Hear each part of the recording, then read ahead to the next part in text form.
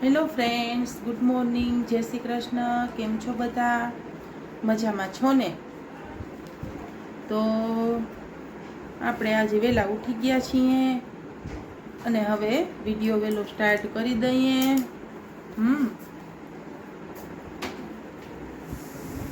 તો સવારની શરૂઆત ને ચા ને નાસ્તાથી. તો ચા તો પીવાઈ ગઈ હોય અમારે તો, અને નાસ્તો બાકી હોય કોઈને કરવો હોય તો આપણે ગરમ બનાવીએ, બાકી તો કોઈ નાસ્તો ઘરમાં કરતું નથી અમારે. એટલે અમારે કંઈક એવું હોય, બાકી તો સિઝન છે અત્યારે સંતરા, મસ્તીના છે સંતરા અને દ્રાક્ષની.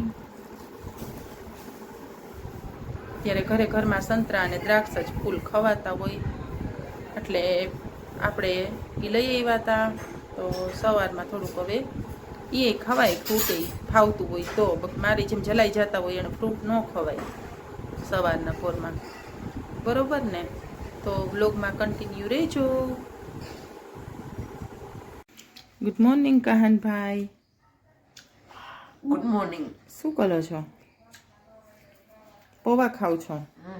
હજી કાહનભાઈ કેટલા વાગે ઉઠ્યા હતા? 4:30. પછી લેસન કર્યું, વાંચ્યું, લખ્યું. કાહનભાઈ 4:30 વાગ્યામાં ઉઠીને લેસન કર્યું. રાતે લેસન કરીને સૂતા હતા. એકાદ બે બાકી હતું તો કાહનભાઈ નીંદર ના આવી તો વહેલા ઉઠી ગયા કાહનભાઈ. હવે નાસ્તો કરે, સાયકલિંગ કરવા ગયા હતા. 8:30 આવ્યા છે. 5:30. હા, હવે નાસ્તો કરે છે.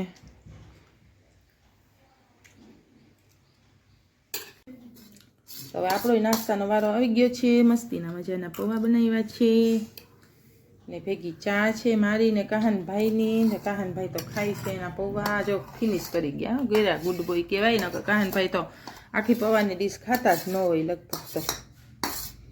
તો ચાલો બધા નાસ્તો કરવા. મસ્તીના છે, અહીં બેઠા છે બધા. જો મીટિંગ ભરાણી છે તો હું જતો હતો ને રસ્તામાં જોઈ ગયો. હાલો હવે ને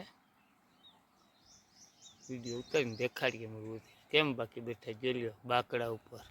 તો થોડાક ઊંધી ના ખરા હો, સીધા નો બે પગ ઉપર ચડાવવાની, ઠાઠું આમ રાખીને બેઠા. બોલો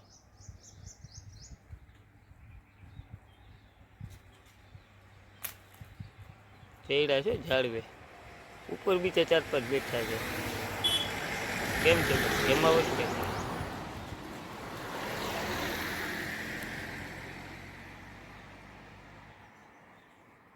હાલો બાકડો ખાલી, બીજું હું.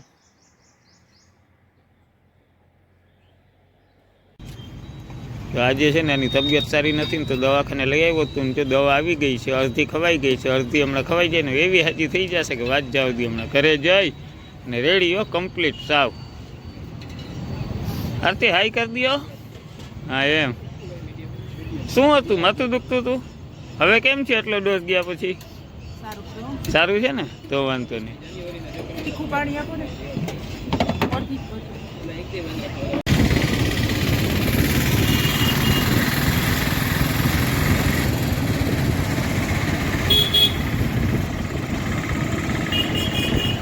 કેવું સરસ હતું, વયું ગયું. કાંઈ ડેકોરેશન કાંઈ વાંધો નહીં, એટલું જ છે. બોલું તો બહુ જાજુ હતું, સરસ હતું.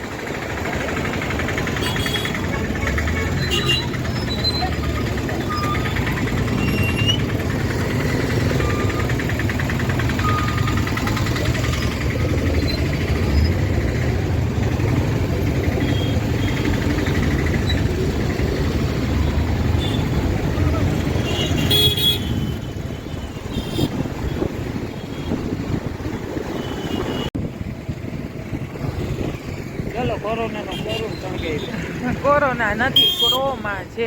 આગેથી કોરોના જ વચ્ચે જ મને.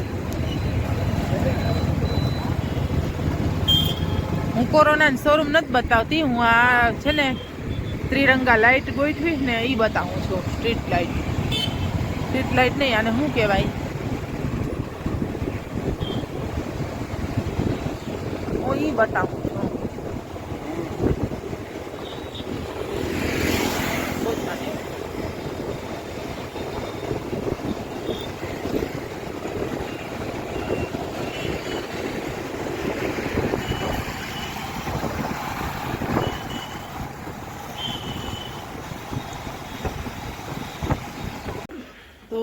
આજે આપણે બનાવીએ છીએ આપણી કાઠિયાવાડી દાળ ઢોકળી. તો એના માટે દાળ બચેલી હોવી તો જરૂરી જ છે, નકર તમારે બનાવવી પડે. તો અહીંયા આપણે ઢોકળી બી ને બધું નાખી આંબલી ને ઉકાળી લીધી છે. હવે એમાં ઉપરથી વઘાર મારશું.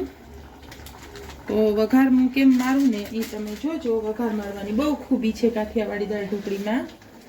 આ લીમડો હું તોડી આવ્યો. આ લીમડો કાહનભાઈ તાજે તાજો અમારી બગીચામાંથી તોડતા એવા છે. તો આપણે એમાંથી તો 8-10 જ પત્તા લેવાના છે, બરોબર? કારણ કે ઓલરેડી એમાં લીમડો હોય, બપોરની દાળ હોય એટલે. તો જો સરસ ઘટ થઈ ગઈ છે ઉકળીને, બી એકદમ ચડી ગયા. અને આપણે તો કેવા કે આપણે લોટ બાંધવાની તસ્તી નથી લીધી. આપણે રોટલીનો લોટ પડ્યો હતો ને એમાંથી આપણે લોટ બાંધી નાખ્યો છે. અમે ગયા હતા બહાર એટલે હું હાલ જ આવી આવું છું. એટલે આપણે બને ત્યાં સુધી આપણે જલ્દી અને સરળ રીતે થાય બધું એવું જ કરવાનું હોય, બરોબર ને? હું મારી હિંગ નાખવી છે, મારો વઘાર બળી જશે. આપણે નાખી દી છે હિંગ, થોડી નાખશું હળદર, કેમ કે નકર તો ફીકો કલર આવે. અને થોડુંક કાઠિયાવાડી દાળ ઢોકળીમાં વઘારમાં આ રીતે મરચું પાવડર નાખવો, લીમડો.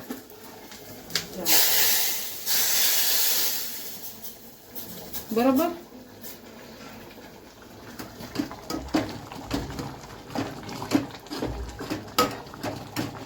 થઈ ગયું, સરસ કલર આવી ગયો મસ્ત હે. અને ઉપરથી નાખશું થોડોક એવો ગરમ મસાલો. બાકી એમાં ખાંડ, લીંબુ નાખવું હોય તો લીંબુ અને એવું બધું આપણે એડ કરી જ દીધું હોય, બરોબર? એ બધું મેં પહેલેથી જ એડ કરી રાખ્યું હતું. હવે આપણી બની ગઈ છે કાઠિયાવાડ ગરમા ગરમ દાળ ઢોકળી. જો છે મસ્ત, કે મસ્ત છે. હાલો બધા જમવા. તો આ સાથે જ મારા વ્લોગને કરું છું એન્ડ.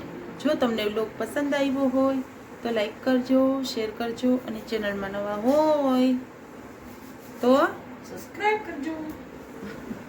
આવજો. જય શ્રી કૃષ્ણ.